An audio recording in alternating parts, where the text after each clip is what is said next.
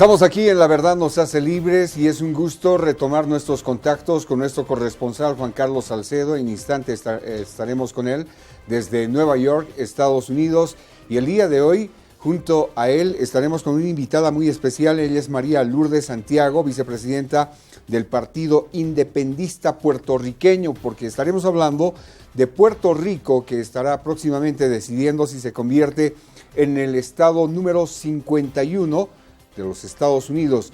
Veamos esta introducción antes de empezar este diálogo.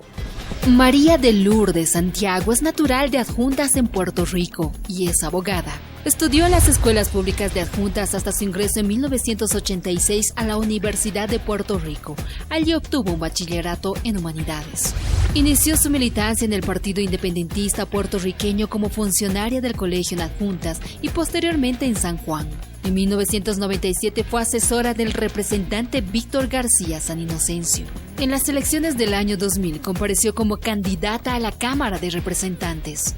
Ya en el 2001 fue vicepresidenta electa del Partido Independentista Puertorriqueño. En el 2004 se convirtió en la primera mujer legisladora independentista electa al Senado de Puerto Rico. Como legisladora trabajó con especial intensidad los temas de adicciones, salud mental, ambiente, economía, asuntos de género y estatus político. En las pasadas elecciones del 2016, encabezó la papeleta del Partido Independentista Puertorriqueño como su candidata a la gobernación, siendo la primera mujer en la historia en aspirar a esa posición. Actualmente es la comisionada electoral del Partido Independentista de Puerto Rico en la Comisión Estatal de Elecciones. Sí, amigos, tenemos hoy un tema muy interesante por tratar y ya nomás le doy la bienvenida a Juan Carlos Salcedo desde Nueva York. Juan Carlos, un gusto tenerte aquí, bienvenido. Muchas gracias, un saludo para ti, Roberto, Pavel, Gaby. Buenas noches a la audiencia de La Verdad nos hace libres, nuevamente desde los estudios en Nueva York. Como es habitual, cada semana vamos a poner a consideración de nuestra audiencia un tema de interés mundial y regional. Al escuchar que Puerto Rico está en el proceso de querer reformular una deuda casi impagable de 72,000 billones de dólares y al mismo tiempo en 2 semanas más de participar en un plebiscito para decidir, entre otras cosas, si se convierten de un Estado libre asociado a un Estado de pleno derecho, vale decir el Estado 51 de la Unión Americana, uno podría llegar a la rápida conclusión que después de que los gobiernos de la isla de Puerto Rico pusieron a pique y estrellaron la economía contra una roca de granito puro, ahora desean que alguien, en este caso Estados Unidos, les solucione el problema. Ese sería un análisis y conclusiones muy ligeros y posiblemente equivocados. Para ayudarnos a ver este tema desde un contexto histórico, independentista y profundo, está con nosotros la licenciada María de Lourdes Santiago, muy conocida internacionalmente y desde luego un referente en su país como abanderada de la causa pro-independiente de Puerto Rico. Ella también es vicepresidenta del Partido Independentista de su país y es bienvenida a La Verdad nos hace libres. Bienvenida, María de Lourdes. Muchos saludos a ustedes y muchas gracias por esta oportunidad de llegar a nuestros hermanos latinoamericanos. Gracias. Bueno, y comienzo con la primera pregunta. El fuego libertario arrancó en Latinoamérica allá en mayo de 1809. No fue una lucha fácil, ni tampoco fue una lucha entre iguales, pero la determinación de los pueblos sobrepusieron los obstáculos y 20 años después, más tarde, Latinoamérica era un continente de países en su gran mayoría independientes. La pregunta que tengo es ¿por qué 524 años después Puerto Rico continúa operando bajo un régimen cuasi colonial y quiénes son los responsables? Bueno, para parafrasear a Martí, Puerto Rico es el verso que le falta a esa estrofa de la independencia de América Latina. Puerto Rico fue colonia de España desde el 1593. En el 1898 fuimos transferidos como botín de guerra, resultado de la guerra hispanoamericana, a los Estados Unidos, y por 119 años hemos sido colonia del imperio más poderoso que ha conocido la humanidad. Un imperio que se ha dedicado a empobrecer mi patria, a perseguir a los movimientos libertadores, que ha intentado alterar nuestra conciencia nacional, pero a pesar de todo eso, Puerto Rico sigue siendo una nación latinoamericana y caribeña en la que hablamos español, nos identificamos con nuestros hermanos del Caribe y de América Latina y con un movimiento independentista que ha logrado sobrevivir décadas de represión y persecución. Gracias.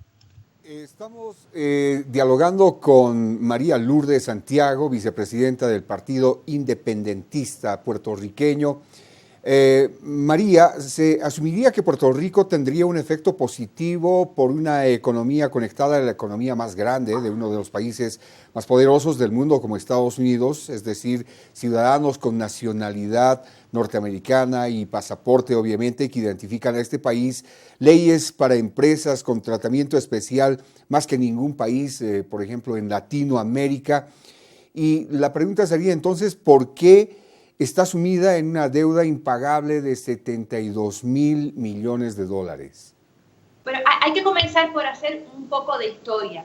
Poco después de la invasión estadounidense en el 1898, apenas 2 años después, para 1900, una de las primeras medidas adoptadas por el imperio estadounidense en Puerto Rico fue la devaluación de la moneda local. Así que un día los puertorriqueños y puertorriqueñas se levantaron siendo la mitad de ricos de lo que eran anteriormente. Eso permitió el proceso mediante el cual las empresas estadounidenses latifundistas comenzaron a adquirir a precios ridículamente bajos grandes extensiones de terreno que dieron paso al monocultivo de la caña, que generó a su vez una industria tremendamente opresiva para los trabajadores puertorriqueños.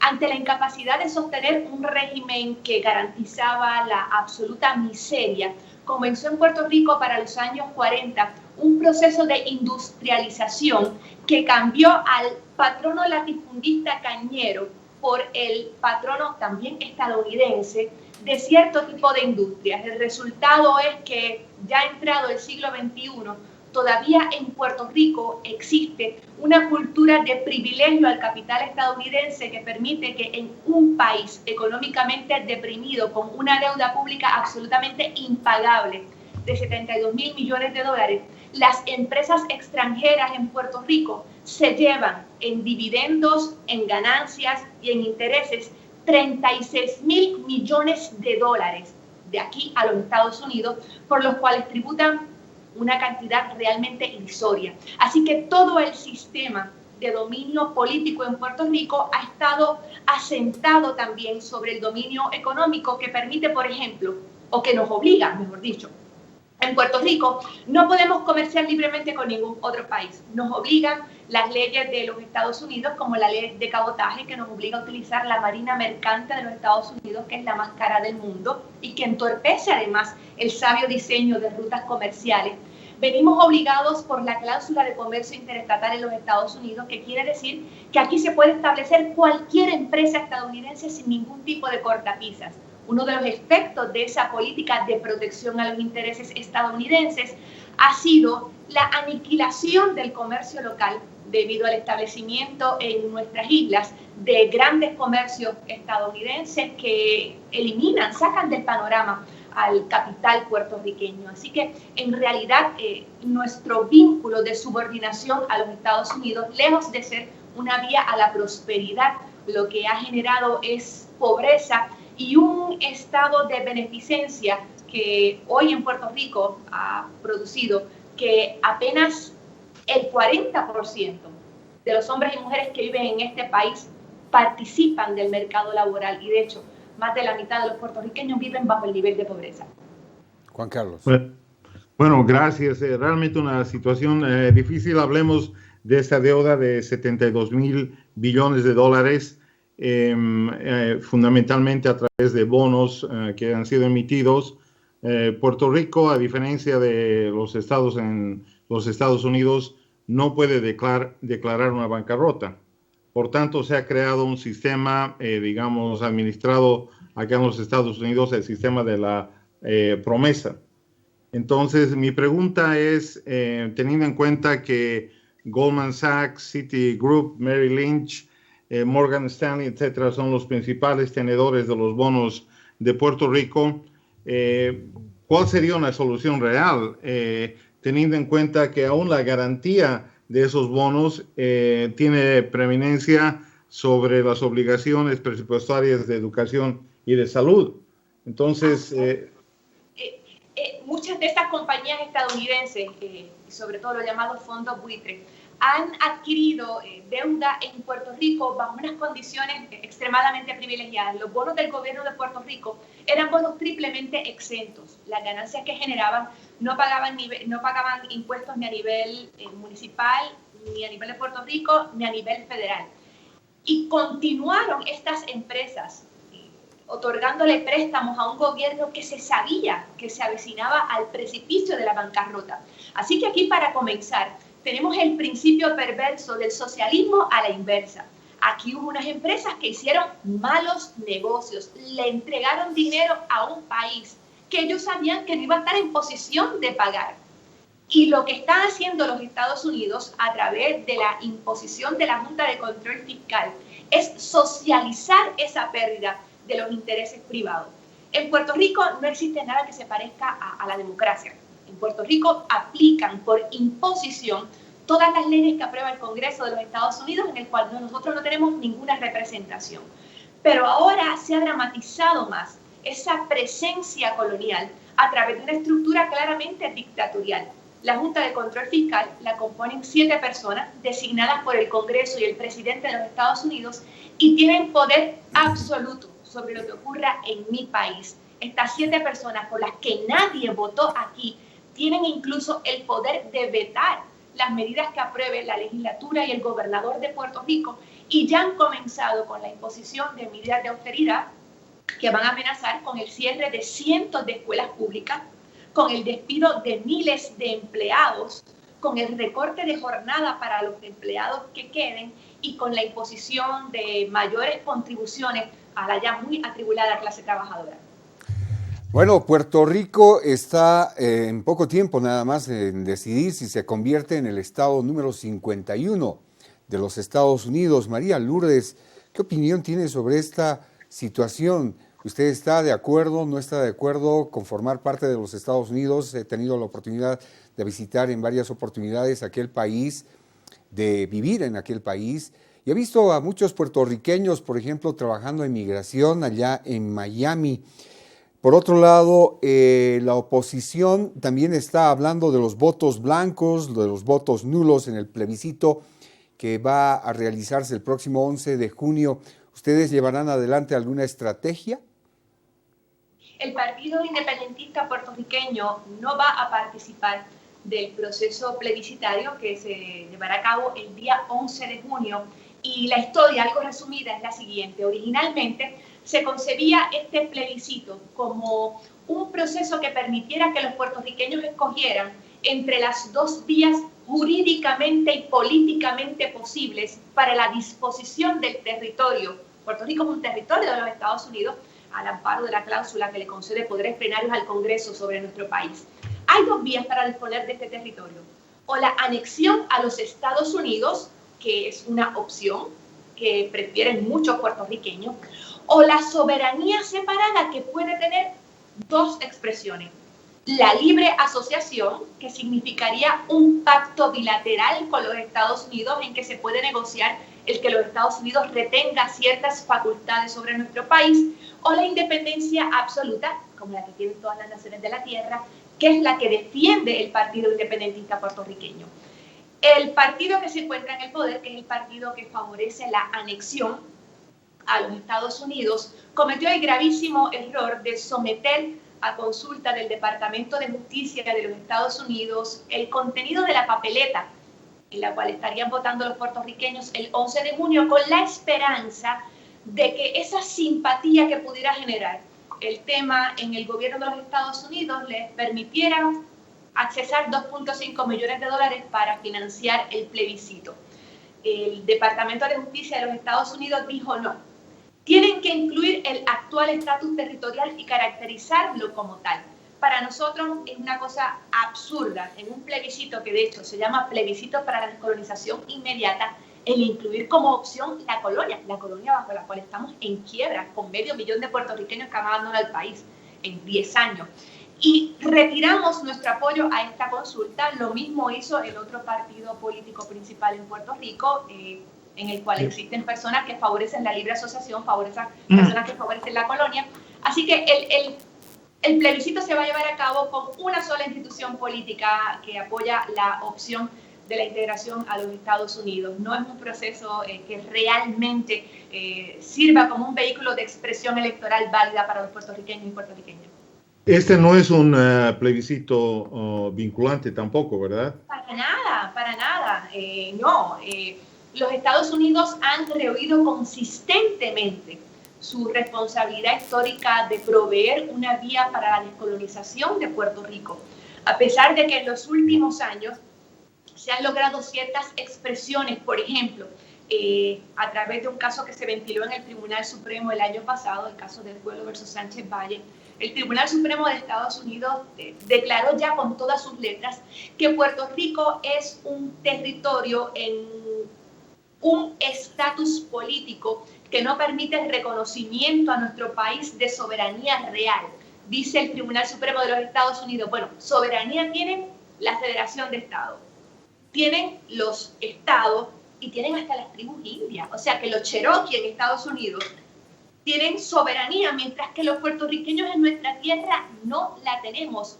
Hoy, por ejemplo, las medidas que está imponiendo la Junta de Control Fiscal son una muestra de la imposibilidad de que nosotros asumamos el control de nuestro futuro. Y naturalmente, ¿cuál va a ser el interés de la Junta de Control?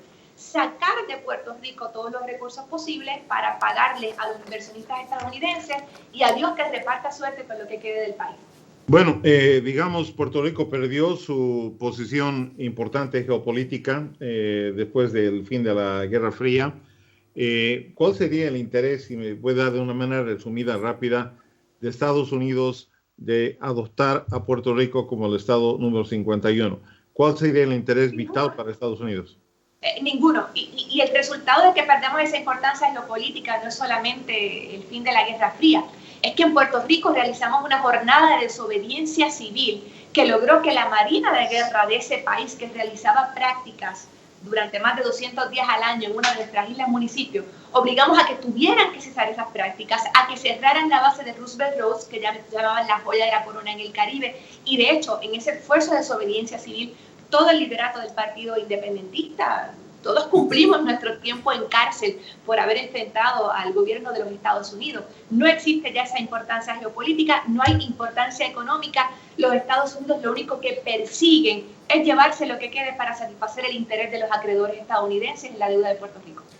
En el hipotético caso de que este próximo 11 de junio la gente decida sumarse a este Estado 51 de los Estados Unidos, ¿qué llegaría a pasar? ¿Cuál sería la lectura que usted emitiría con relación a las futuras generaciones? ¿Cómo impactaría en la cultura teniendo en cuenta la relación que tiene Puerto Rico con Latinoamérica y obviamente el idioma y la conexión que tiene con esta región del continente? Bueno, los Estados Unidos son el imperio más poderoso que ha conocido la humanidad.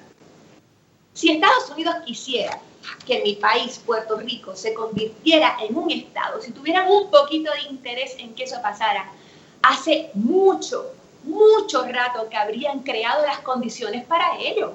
Pero no hay ningún incentivo en los Estados Unidos para anexar a Puerto Rico como el estado 51. Así que nuestra esperanza es que aún dentro de lo desfigurado del proceso plebiscitario que tendremos el 11 de junio, el hecho de que naturalmente los que favorecen la anexión van a ir solitos, así que claro que van a sacar la mayoría de votos, que vayan y pidan la anexión a los Estados Unidos y que eso pueda servir de confrontación al Congreso para que le hablen con todas sus letras, que sean honestos, que tengan la decencia mínima que les requiere la historia de decirnos a los puertorriqueños y puertorriqueñas: aquí existen tales opciones válidas para el futuro político de Puerto Rico.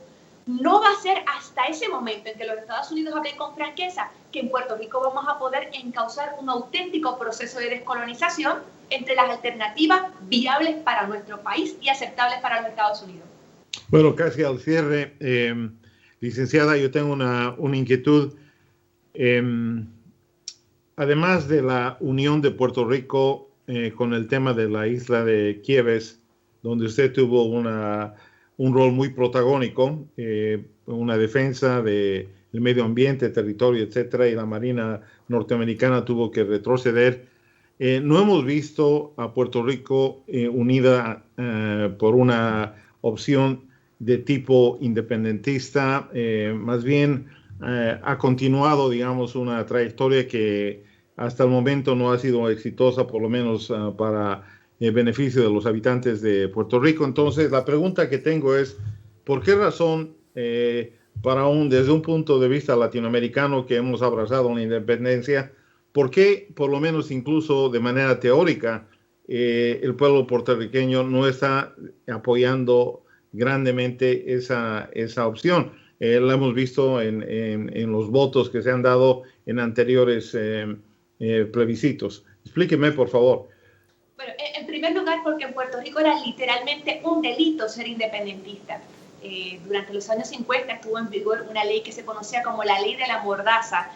Terminaba preso, terminaba en la cárcel el que abogara por la independencia públicamente. Y ahí está el martirio de héroes nacionalistas como don Pedro Albizu Campos, doña Lolita Lebrón, don Rafael Cancel Miranda. A eso siguió la estrategia del carpeteo, que consistía en la persecución de los independentistas y la confección de expedientes policíacos a gente cuyo único delito era querer que mandaran en nuestra tierra.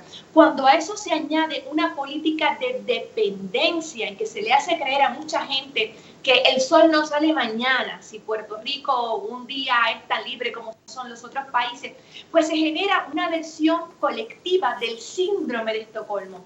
Es el secuestrado enamorado del secuestrador, sin ninguna posibilidad de escape, igual que ocurrió en esa bóveda de banco en Estocolmo, lo que le da el nombre al síndrome. Por eso para nosotros ese cambio de condiciones en el que tienen que colaborar los Estados Unidos es esencial para generar una mayoría de puertorriqueños que exijan políticamente lo que todos llevamos en el corazón, porque aquí hasta los que más rabiosamente puedan defender la integración de Puerto Rico a los Estados Unidos siguen siendo puertorriqueños, hablando en español, sintiéndose latinoamericanos, refiriéndose a los estadounidenses como los de allá afuera, refiriéndonos al idioma inglés como el difícil. Este es el gran fenómeno de la persistencia de la nacionalidad puertorriqueña a pesar de 119 años de coloniaje bajo los Estados Unidos. Brevemente, María, antes de cerrar este diálogo, se tiene una lectura, por lo menos en esta parte de la región, de que Puerto Rico está como que más apegada a los Estados Unidos y es muy tímido este país puertorriqueño con los países latinoamericanos. ¿Usted cree que es así? En algún sentido, por ejemplo, lo natural es que la inmigración de los puertorriqueños hacia donde se deja Estados Unidos, que es a donde tenemos entrada libre, pero los vínculos de Puerto Rico con América Latina son vínculos indisolubles, vínculos muy fuertes.